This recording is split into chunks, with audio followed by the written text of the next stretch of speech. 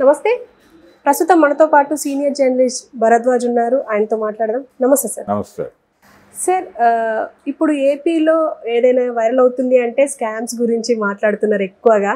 ఎందుకు అంటే ఫస్ట్ ఏమో ఆడుదాం ఆంధ్రాలో రోజా 100 కోట్ల వరకు స్కామ్ చేశారు అని చెప్పేసి అదొక స్కామ్ బయటకు వస్తుంది. అండ్ ఫర్నిచర్, తాడేపల్లి ప్యాలెస్కి సంబంధించిన ఫర్నిచర్ కూడా అలాగే ఉంచుకున్నారు, దాంట్లో కూడా స్కామ్ చేస్తున్నారు అని చెప్పేసి అంటున్నారు.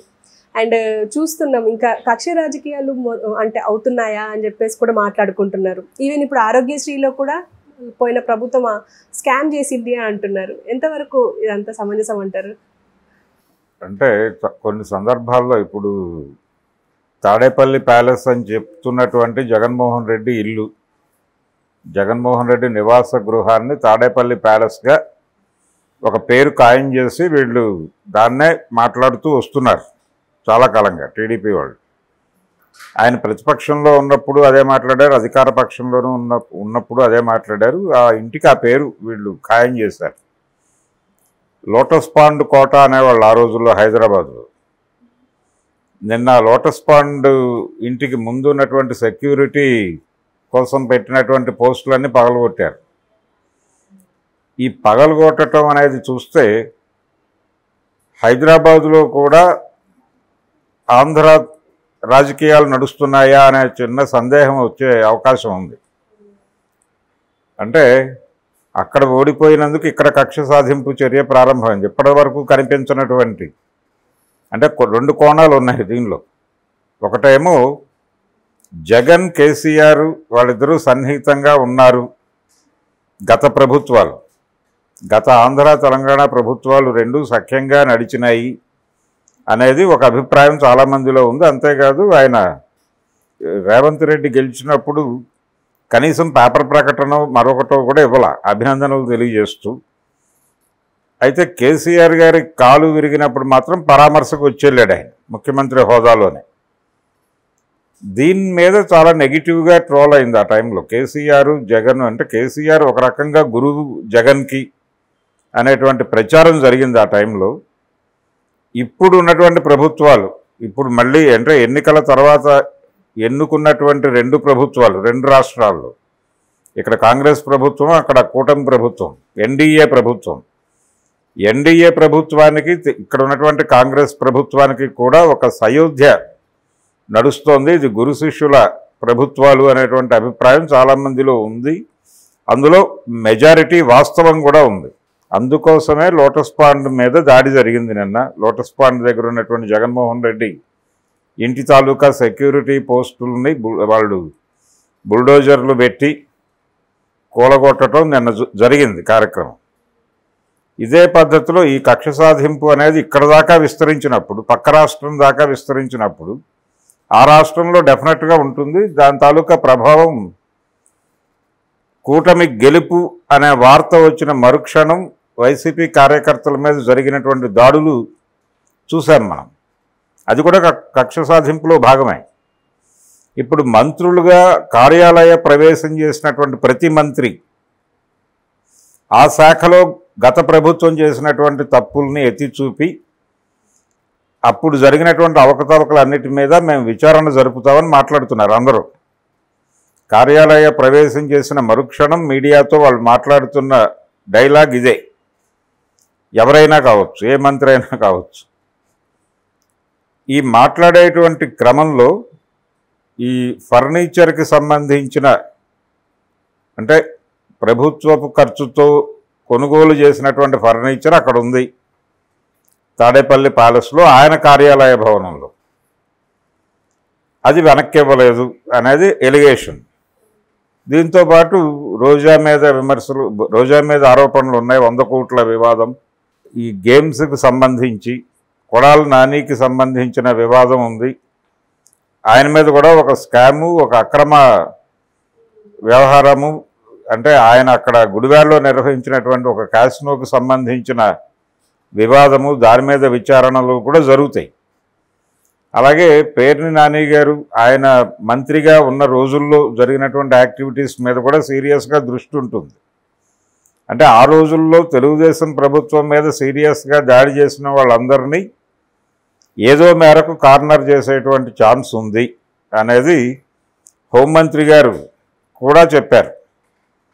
కొడాలి నాని గారి పేరు ప్రస్తావించారు ఆవిడ పర్టికులర్గా. ఎవరిని వదిలిపెట్టము అని చెప్పింది ఆవిడ. కాబట్టి ఈ తరహా కక్ష సాధింపు కార్యక్రమాలు ఉన్నాయి అనేది చెప్తున్నారు. ఈ సందర్భంగా పర్టికులర్గా జగన్మోహన్ రెడ్డి కార్యాలయ ఫర్నిచర్ వ్యవహారం మాట్లాడుతున్న సందర్భంలో కోడెల శివప్రసాద్ గారి ఆత్మహత్య గుర్తొస్తుంది.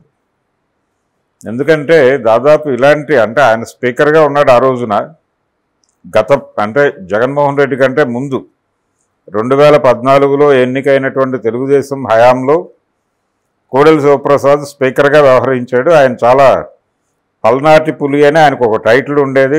ఆయన చాలా యాక్టివిస్టు, చాలా అంటే ఒక రకమైనటువంటి ఫ్యాక్షన్ రాజకీయాలు నడిపాడు ఆయన పల్నాడులో.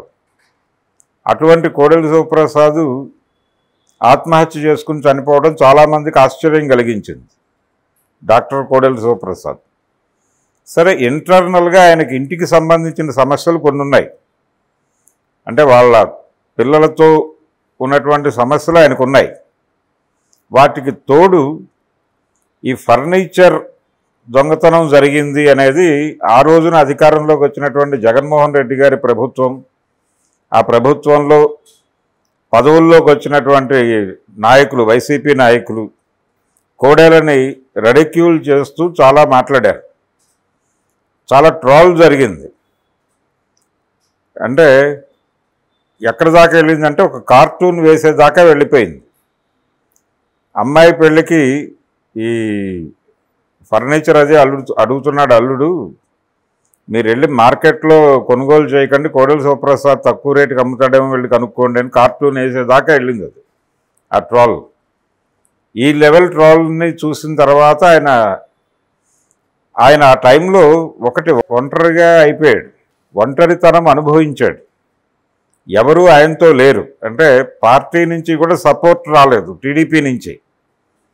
టీడీపీ నుంచి సపోర్ట్ రాకపోవటం. అదేదో పాత సామెత ఉంది, అత్తగారు కొట్టినందుకు కాదు తోడుకోడలు నవ్వినందుకు అని. అట్లా ఒకవైపు వీళ్ళందరూ ట్రోల్ చేస్తున్నారు, ఈ ట్రోల్ని అడ్డుకునేటువంటి ప్రయత్నం ఎవరూ చేయట్లేదు, ఒంటరిగా పోరాడాల్సి వచ్చింది. ఇంట్లోనేమో పిల్లలతో ఇష్యూ ఉంది ఆయనకి. ఈ గందరగోళం మధ్యలో ఎవరూ తోడు రాకపోవటం, ఎవరూ తనకు అండగా నిలబడకపోవటం, ఆ లోన్లీనెస్ నుంచి ఆయన సైకలాజికల్గా వీక్ అయి సూసైడ్ చేసుకునేటువంటి నిర్ణయం తీసుకున్నాడు కోడెల. అలా కార్నర్ చేశారు ఆయన. ఆ కార్నర్ చేయటం అనే ప్రోగ్రాం మళ్ళీ ఇప్పుడు వీళ్ళు జగన్మోహన్ రెడ్డి మీద ప్రయోగించే ప్రయత్నం చేస్తున్నారు.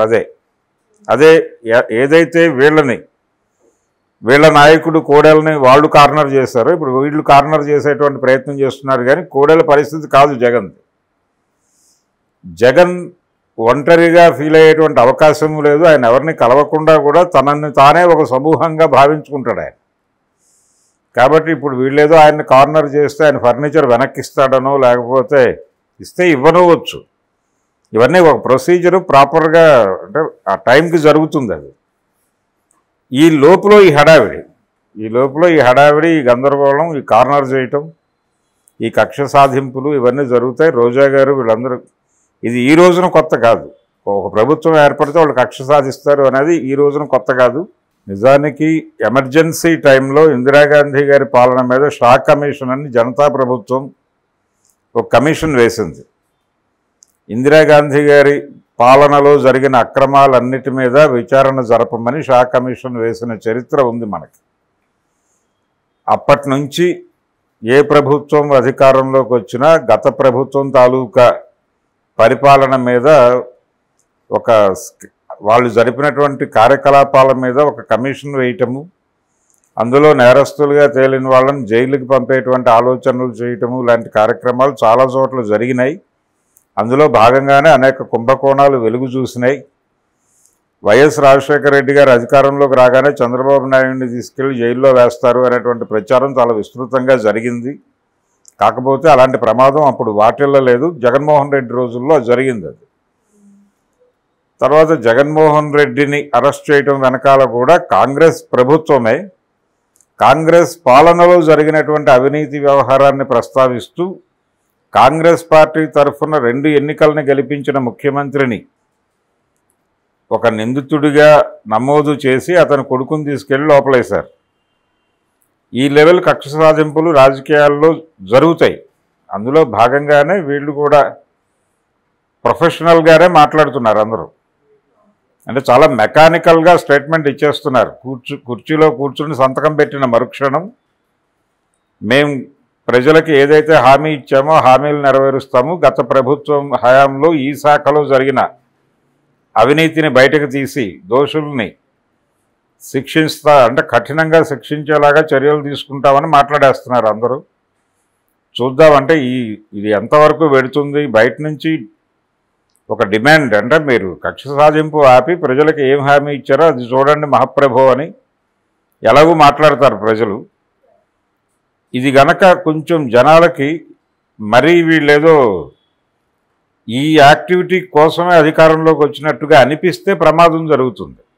వచ్చే ఎన్నికల్లో వీళ్ళని మళ్ళీ 11కు తీసుకొచ్చే ప్రమాదం ఉంటుంది. అందుకని కక్ష సాధింపు చర్యలు పక్కన పెట్టి పరిపాలన మీద దృష్టి పెట్టడం మంచిది. Okay sir, thank you.